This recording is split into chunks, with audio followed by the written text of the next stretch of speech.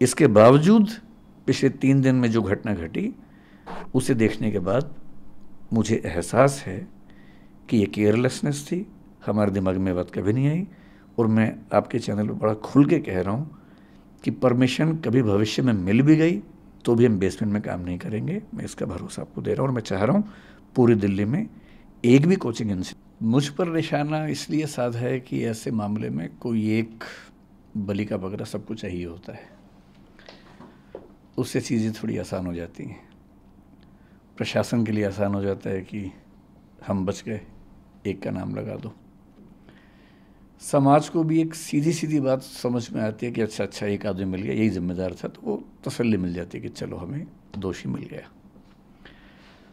और मुझ पर निशाना इसलिए साधा है कि ऐसे मामले में कोई एक बलि का बकरा सबको चाहिए होता है, उससे चीज़ें थोड़ी आसान हो जाती हैं। प्रशासन के लिए आसान हो जाता है कि हम बच गए, एक का नाम लगा दो। समाज को भी एक सीधी सीधी बात समझ में आती है कि अच्छा एक आदमी मिल गया, यही जिम्मेदार था, तो वो तसल्ली मिल जाती है कि चलो हमें दोषी मिल गया। और जो कॉम्पिटिटर्स हैं उनको ये लगता है कि अच्छा मौका है, इसी में स्कोर सेटल कर लिया जाए, हिसाब बराबर कर लिया जाए। जो बच्चे हैं, बच्चे जिस इमोशनल टर्बुलेंस से गुजर रहे हैं, उनकी नाराज़गी की वजह यह है कि मैं उनके साथ क्यों नहीं खड़ा हूँ। तो बच्चों की नाराज़गी जायज़ है, लेकिन जो सीलिंग का एक्शन है मेरे ख्याल से 50 से ऊपर इंस्टीट्यूट्स पे हुआ, उसमें एक नाम हमारा भी है। पर शायद उनको मुझसे ज़्यादा उम्मीद थी, इसलिए उनको ख़राब लगा, हर्ट हुए, तो नाराज़गी पूरी मुझ पे फूटी है। और मैं इस बात से बहुत संतुष्ट हूँ, अच्छा महसूस कर रहा हूँ कि सारा रोष मुझ पर है। कम से कम मैं इस बात को लेकर निश्चिंत हूँ कि वो मानते हैं कि मुझे उनके साथ और सही पक्ष में खड़ा होना चाहिए था। तो इसके लिए मैं कृतज्ञ हूँ कि उन्होंने इतना गुस्सा मुझ पर किया। मीडिया ने गुस्सा क्यों किया? क्योंकि चैनल्स को व्यूज़ चाहिए, और जिसके नाम पे व्यूज़ मिलते हैं, अभी तुक्के से पिछले कुछ समय से मुझे व्यूज़ मिल रहे हैं, तो मेरा नाम लिख के गाली देने में व्यूज़ ज़्यादा मिलते हैं, इसलिए मेरा नाम सबसे ऊपर रहता है। तो सबकी अपनी अपनी वजह है। जैसे आज़ादी की लड़ाई में वजहें सबकी अपनी अपनी थी, उन सब का नाम था आज़ादी, अंग्रेज़ों से मुक्ति। तो इस मामले में भी वजहें सबकी अपनी अपनी हैं, लेकिन सबके पास एक सुविधाजनक नाम है कि उसको गाली दो, कुछ वर्चुअल मॉब लिंचिंग जैसा करो, और सुख भी मिलता है। जब हम किसी को गाली देते हैं तो सुख तो मिलता ही है।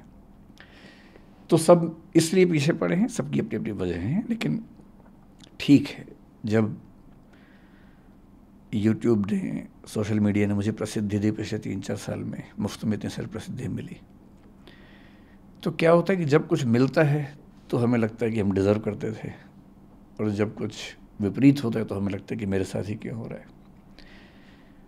तो जिस तर्क से लोगों ने इतना स्नेह दिया, उसी तर्क से लोगों ने इतनी नाराज़गी मुझ पर उड़ेली।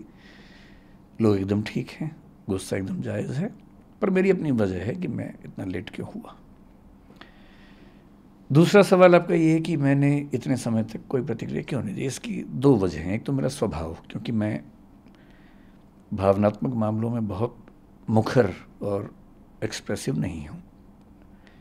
3 बच्चों की डेथ हुई, दर्दनाक मृत्यु हुई, उस दिन से मेरे घर में हम लोग, आपको बड़ा आश्चर्य होगा, जो पिछले 2 दिन में हो रहा है उससे मुझे परेशानी लगभग नहीं के बराबर है। सारे चैनल्स मेरे पीछे पड़े हैं, इससे मुझे परेशानी नहीं के बराबर है। मेरे परिवार में लोग अचंभित भी रहते हैं कि मैं इतना सामान्य कैसे रह लेता हूँ। मुझे ज़्यादा चिंता दूसरी बात की है कि 3 दिन से हम घर में जब बात करते हैं या सोने जाता हूँ, नींद के नज़दीक पहुँचता हूँ, तो बार बार एक इमेज बनती है कि जब पानी भरा होगा तो उन बच्चों पर क्या गुजरी होगी। क्योंकि 1-2 बार ऐसा हुआ कि नदी में तैरते हुए पानी नाक में भर गया, 1-2 सेकंड्स के लिए डूबते डूबते मरे, मतलब बचे। कितना पेनफुल होता है वो 2-3-5 सेकंड, जो हम तो खैर 2-3-5 सेकंड में फ्री हो गए, निकल गए उससे, पर उन बच्चों ने तो कम से कम 1-1.5-2 मिनट, मुझे नहीं पता कितना समय इस चीज़ का होता है, लेकिन लगभग इतना होता ही होगा, झेला ही होगा। उम्मीदों की जब आखिरी कड़ी टूटी होगी, जब टेबल पे चढ़े होंगे बचने के लिए और पानी इतना सारा आ गया होगा। मेरी इस पूरे प्रकरण में मूल चिंता उस अनुभव को महसूस करने की है, और वो दुख है। तो ऐसे दुख में उनके पेरेंट्स को मैं जानता नहीं हूँ, मैं उनसे कैसे अपनी बात कहूँ, कैसे उनसे मिलूँ। दूसरा, जो विद्यार्थी इस समय आंदोलन में हैं, उनकी सारी बातें जायज़ हैं, लेकिन वो जिस उम्र में हैं, जिस गुस्से में हैं, थोड़ा सा ये भय भी होता है कि अगर हम जाके बात भी करें तो उस समय वो पूरी बात सुनेंगे या नहीं सुनेंगे।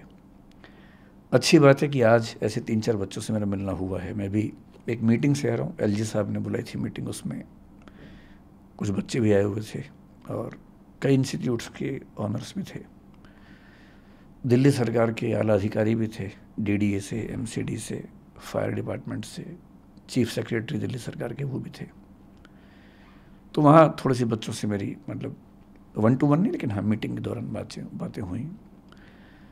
अब मुझे लगता है कि वो सहजता है, हो सकता है कि मैं आज या कल में बच्चों से मिलूँगा। क्या दिल्ली सरकार का कोई मंत्री, जिस मीटिंग का आप जिक्र कर रहे हैं एलजी साहब के साथ अभी चंद घंटों पहले हुई, क्या कोई दिल्ली सरकार का मंत्री भी था उसमें? नहीं, एक भी मंत्री नहीं था दिल्ली सरकार। ये मामला अभी एलजी साहब हैंडल कर रहे हैं, तो ब्यूरोक्रेट्स बहुत सारे थे, दिल्ली सरकार का कोई मंत्री नहीं था उसमें। अगर आप कुछ बता सके कि उस मीटिंग में क्या बातचीत हुई, किन मुद्दों पे बात हुई और क्या सहमति बनी? मीटिंग बड़ी अच्छी हुई, अच्छा लगा कि एलजी साहब भी और दिल्ली सरकार अब काफ़ी एक्टिव है। दरअसल उनको भी कुछ मामलों में क्लैरिटी नहीं थी, बच्चों की समस्याएं भी सुनी ने, कोचिंग इंस्टीट्यूट्स का अपना पक्ष क्या है वो भी सुना। इसके बावजूद पिछले 3 दिन में जो घटना घटी, उसे देखने के बाद मुझे एहसास है कि ये केयरलेसनेस थी, हमारे दिमाग में बात कभी नहीं आई। और मैं आपके चैनल पर बड़ा खुल के कह रहा हूँ कि परमिशन कभी भविष्य में मिल भी गई तो भी हम बेसमेंट में काम नहीं करेंगे, मैं इसका भरोसा आपको दे रहा हूँ। और मैं चाह रहा हूँ पूरी दिल्ली में एक भी कोचिंग इंस्टीट्यूट बेसमेंट में ना चले, और ऊपर भी चले तो फायर सेफ्टी के साथ चले। मैं आपको एक बात और स्पष्ट कर देता हूँ यहाँ पर, आपको हो सकता लगे कि मैं बहुत बड़ी बात बोल रहा हूँ, मैं खुल के ये बात कह रहा हूँ, बिल्डिंग सेफ्टी नॉर्म्स के मामले में जितनी शिद्दत से हम कोशिश करते हैं, मुझे भरोसा है कि वैसी शिद्दत कहीं आपको नहीं मिलेगी। अगर आप चाहेंगे मैं भी आपको अपने व्हाट्सएप में एक चीज़ दिखाऊंगा। हमारे पास एक, आप, मुझे नहीं पता बाकी इंस्टीट्यूट्स क्या करते हैं, मैं अपना बता रहा हूँ आपको। 2 महीने पहले, 3 महीने पहले हमने एक वैकेंसी निकाली, क्योंकि हमने 1.5 साल पहले एक डिविजनल हेड रैंक का ऑफिसर बनाया अपनी कंपनी। डिविजनल हेड हमारे यहाँ सीनियर मैनेजमेंट का पार्ट है, जो केवल सेफ्टी देखेगा बिल्डिंग्स की। उसका एक ही काम था, बिल्डिंग की सेफ्टी देखना। जनवरी 2023 में हमने एक व्हाट्सएप ग्रुप बनाया, मैं उसका मेंबर हूँ। उस ग्रुप का काम क्या है, 16 पॉइंट्स उसमें लिखे हुए हैं, जिसमें एक लिखा हुआ है कि मैंने चेक कर लिया है कि सारे दरवाजे खुले हैं, फायर एग्जिट साफ़ है, उस पर कोई बाधा नहीं है, छत के दरवाजे खुले हुए हैं, कोई इमरजेंसी होने पर बच्चे बाहर निकल सकते हैं। सब 16 पॉइंट्स हैं उसमें। ये 16 के 16 पॉइंट्स पे हमारी हर बिल्डिंग के बिल्डिंग इंचार्ज को रोज़, ये मैं महीने की बात नहीं कर रहा हूँ, रोज़ की बात कर रहा हूँ, एक अपडेट डालना होता है कि मैंने ये सारे 16 पॉइंट चेक कर लिए हैं, ये सारे ठीक हैं, अगर इसके बाद भी कोई दिक्कत आती है तो मैं इसके लिए ज़िम्मेदार हूँ। ये रोज़ होता है, आप अगर व्हाट्सएप मेरा देखना चाहेंगे इसके बाद देखिएगा, और ये हर बिल्डिंग के लिए रोज़ होता है। इसके अलावा 3 महीने पहले हमने एक वैकेंसी निकाली, 2 महीने पहले ज्वाइनिंग हुई मई के अंत में, एक ऐसे व्यक्ति की जिसका नाम ही है फायर एंड सेफ्टी ऑफिसर। उनका काम क्या है, वो 14 साल से बड़े बड़े मॉल, बड़े बड़े हॉस्पिटल्स में, फोर्टिस जैसे हॉस्पिटल में, एम्बियंस जैसे मॉल में फायर एंड सेफ्टी काम कर चुके हैं। वो दृष्टि के पेरोल पे हैं। उनका एक ही काम है कि सारी बिल्डिंग्स का ऑडिट करना, और जहाँ ज़रा भी दिक्कत है सेफ्टी के मामले में उसको ठीक करना। उनके अंडर हमने फायर मार्शल्स नियुक्त किए हैं अपनी बिल्डिंग्स में, ताकि कभी फायर की दिक्कत आए तो नॉर्मल स्टाफ ट्रेंड है हमारा नियम है कि जब भी कोई स्टाफ ज्वाइन करता है, MTS मल्टीटास्किंग स्टाफ जो होता है, 7 दिन के अंदर उसकी फायर ट्रेनिंग होती है। और इसके अलावा अब हम फायर मार्शल हर बिल्डिंग में अपॉइंट करें, ताकि कभी फायर हो जाए, क्योंकि वो ट्रेंड हैं, बहुत ज़्यादा सीख के आए हैं, तो वो तुरंत आग बुझा देंगे, जबकि बाकी लोग शायद उतना तुरंत ना बुझा सके। हर क्लासरूम, हर ऑफिस में फायर एक्सटिंग्विशर्स हमने लगा रखे हैं, जो लगातार रिफिल होते हैं। मैं चाहूँगा कभी आपको मौका मिले, अगर आप सर्वे कर सकते हैं, दिल्ली या दिल्ली के बाहर हमारी किसी भी शाखा में जाइए, किसी भी क्लासरूम में जाइए, किसी भी बिल्डिंग में कम से कम 2 एग्जिट ना हो तो मैं जिम्मेदार हूँ। हम ऐसी बिल्डिंग रेंट पे लेते ही नहीं जिसमें फायर एग्जिट ना हो। कई बिल्डिंग्स में आप देखेंगे लोहे का बहुत बड़ा फायर एग्जिट बना हुआ, चाहे करोल बाग में देखें, चाहे जयपुर में देखें, चाहे इलाहाबाद में देखिए। वो हमारी शर्त होती है। इंदौर में हमें 1.5 साल एक्स्ट्रा लग गया केवल इसलिए कि एक भी बिल्डिंग ऐसे नहीं मिल रही थी जहाँ 2 एग्जिट हों। हमने एक लैंडलॉर्ड से बात करके उसकी ज़मीन पे, प्लॉट पे बिल्डिंग बनवाई 2 फायर एग्जिट वाली, और वहाँ काम शुरू किया। 2 साल लेट काम शुरू किया, सिर्फ इसलिए कि किसी भी स्थिति में किसी बच्चे या स्टाफ की ज़िंदगी से समझौता ना हो। हमारी नीयत ऐसी ही है। एक गलती हुई समझने में, मैं पूरे देश से, पूरे समाज से माफ़ी मांगता हूँ कि हाँ वो गलती हुई, आगे वो गलती नहीं होगी। Sir, if I am not mistaken, आपने अभी थोड़ी देर पहले कहा कि एमसीडी ने जो एक्शन लिया है आपके बेसमेंट के खिलाफ, जो सील किया गया है जी, वो डिस्क्रिमिनेटरी है। डिस्क्रिमिनेटरी करोल बाग के लिए, करोल बाग के लिए वो अंडर प्रेशर लिया गया। मैंने कहा इनडिस्क्रिमिनेट का मतलब ये हुआ कि सब पे ले लिया है, इरिस्पेक्टिव, और उसमें सारे नॉर्म्स जगह पे है, साफ साफ बता रहा हूँ, और उसके बाद भी वो लिया गया। और हमारे ही नहीं, 1-2 के साथ और भी हुआ। हाँ, करोल बाग में जो मेन रोड है उस पर कई ऐसी बेसमेंट्स हैं जो कमर्शियली अप्रूव्ड हैं, पूरा हमारे पास एनओसी है उसका। एमसीडी ने उसको अप्रूव किया, कमर्शियल बेसमेंट के नाम से अप्रूव किया। कमर्शियल बेसमेंट में लिखा है कि क्या क्या एक्टिविटीज़ कर सकते हैं, ऑफिस चला सकते हैं या गोदाम बना सकते हैं, या 1-2 चीज़ें और लिखी।